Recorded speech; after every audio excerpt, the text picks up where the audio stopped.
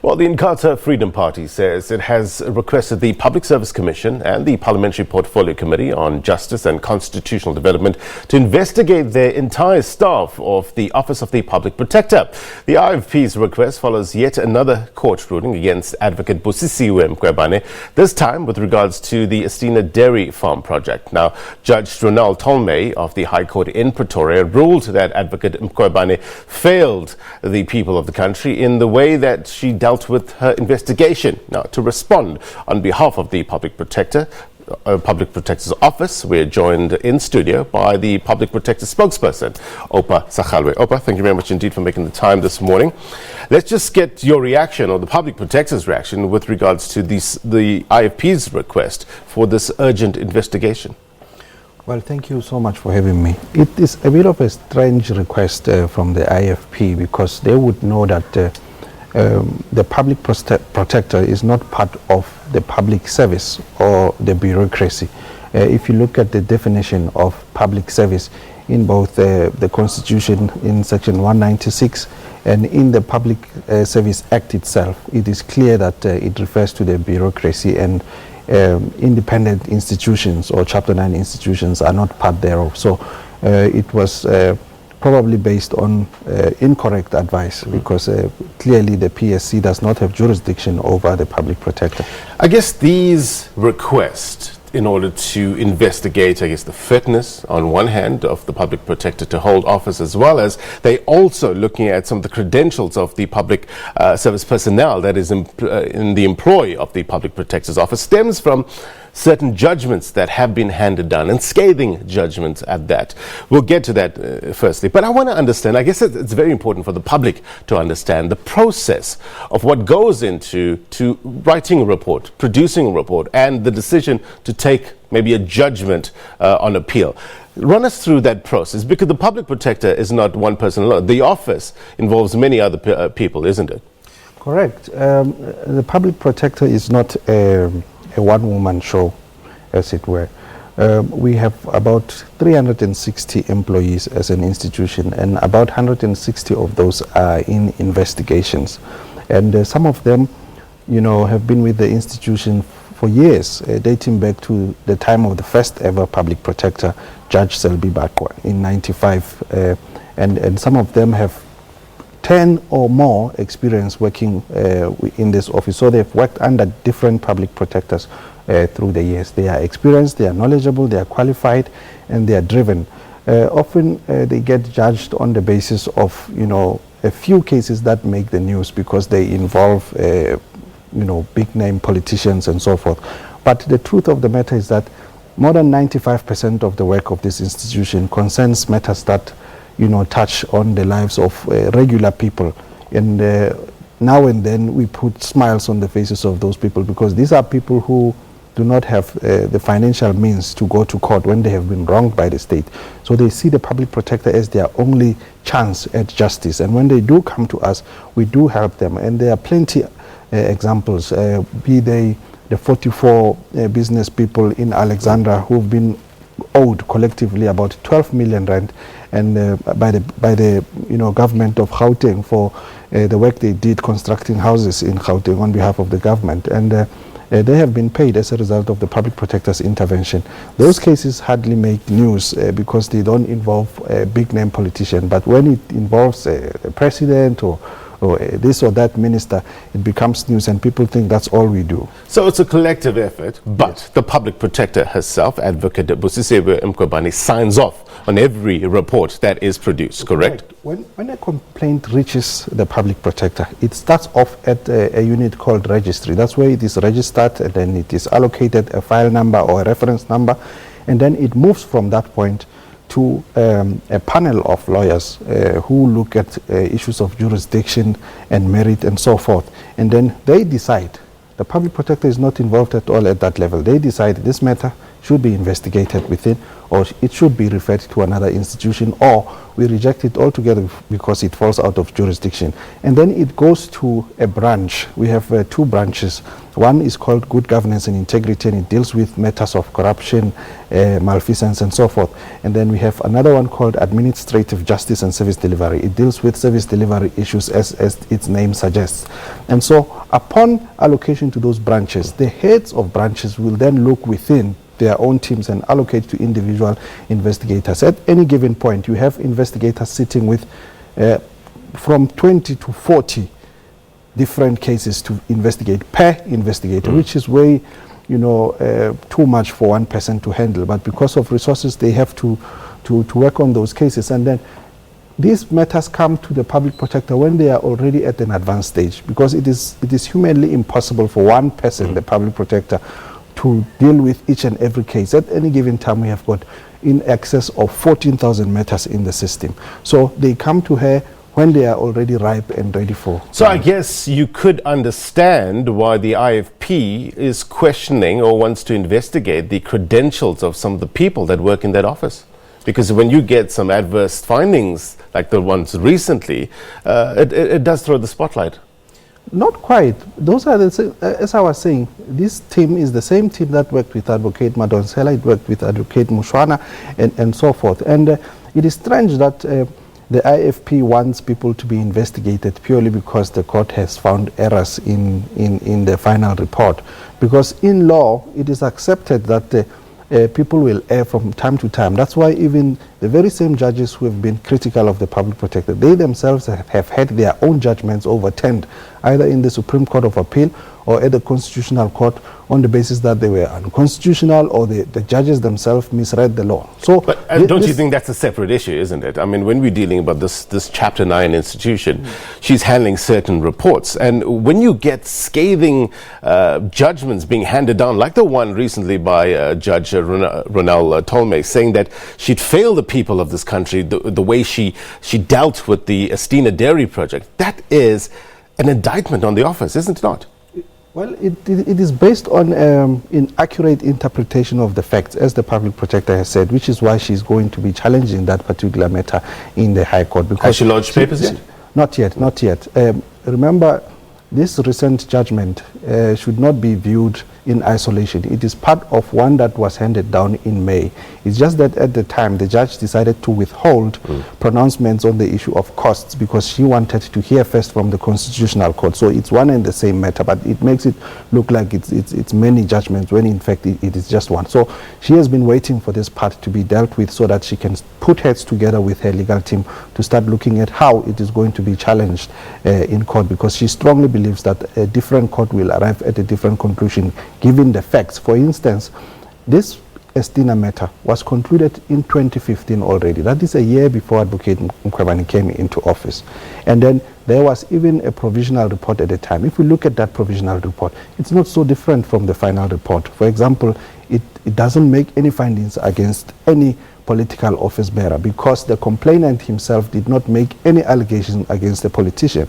And it also makes a remedial action that says the Premier should take action against official, which is one of the pieces of remedial action in the final report which have been criticized. So people don't look at what she found when she came into office versus what. But doesn't the public protector broaden the scope when it was out there in terms of the public, in terms of the media, where certain politicians were implicated? Doesn't she take that into consideration during her report? Ideally, she should. But there are dynamics in this particular matter. I suppose you are referring to what is known as the Gupta leaks, which, spilled into the public domain round about the time she was finalizing that particular matter. But there were dynamics in a sense that at that point, we already had a report from the public protector titled State of Capture. And then it had pieces of remedial action such as there should be a commission of inquiry to investigate state capture. In particular, it was referring to anything relating to the Guptas and whatnot. Now, it would have not made sense for the public protector to then take those Gupta leaks and then investigate when the office she occupies has already said this should go to the Commission of Inquiry. In other words, it was going to launch a parallel process which was going to compete with what Judge Zondo is busy with at the moment. Look, there is concern that these costs, well, there's what, 2 cost orders of late, personal cost orders against the public protector. The legal bills are mounting. Personally, can she afford another one? Well, for her, it's not much the issue of affordability. What matters to her is whether or not the judgment will impact the mandate of the office. In other words, will it have a negative impact on how this office functions going forward? Well, seemingly in the court of public opinion, it has had a bit of a negative impact on the office on its whole, isn't it? All these scathing judgments. Yes, because now you have a public protector who will continue to receive complaints from the public. And when she has to make tough findings, especially against very powerful people, very moneyed people who can go to court, she will have to think twice about whether or not to make that finding against them, given the fact that there's already precedent that people can take you to court and have the personal cost orders awarded against you. And so are you saying that she's now fearful to take decisions? That's the argument she made in court. That is she? It is going to cost that, and it's not just her.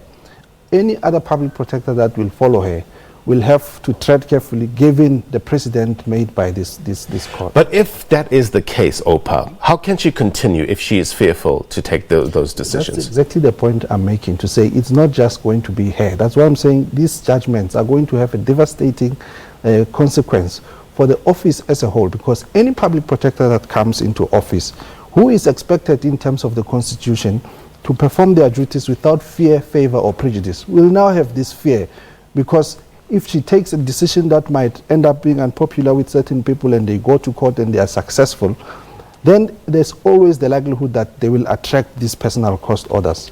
So let's talk practically. The next report she's going to release, right, or the next investigation she's involved in, will she have that fear now? She will do her job without fear, favor, or prejudice. But she did admit that it's going to impact her work. This is why I say the issue of affordability for her, it doesn't matter. What matters is the principle. What matters is the mandate of the institution, which is why she's challenging this judgment, because she feels that it will constrain her in a way, and it will constrain future public protectors, because in this kind of things, precedent is very important. People will always invoke what the court has previously said to determine how to move forward in a particular direction. There's some groups that's trying to raise some funds for her to make in terms of the bills that she's accrued with regards to the personal cost order. Has any decision been taken in order to accept this or not?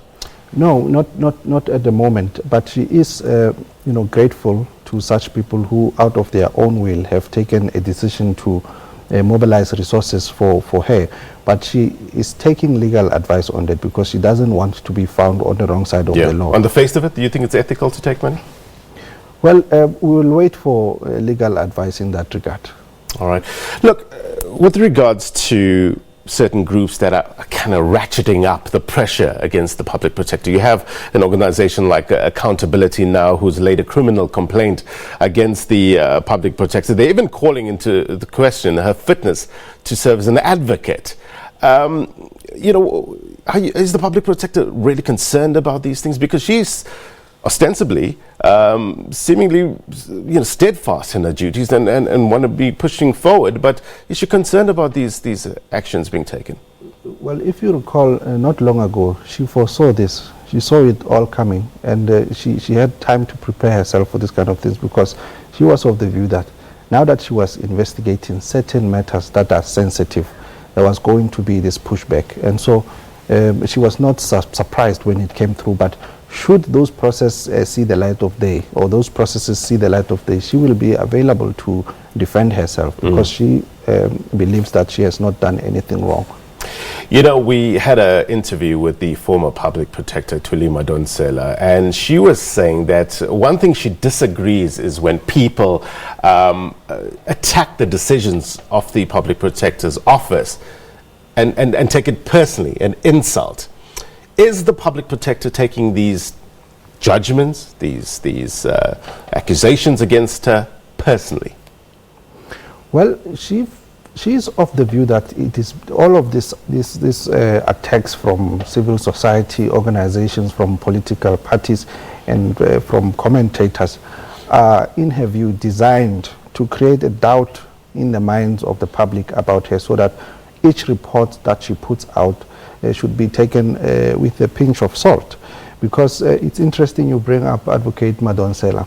People are quick to forget. If you remember when she was dealing with Nkandla and other investigations, state capture, she was subjected to similar attacks from the same political party, especially the SACP and several others and commentators out there. So any public protector that will occupy that position and undertake investigations against very powerful people will face this kind of pushback. It's a given. We have seen it happening with Advocate Madonsela.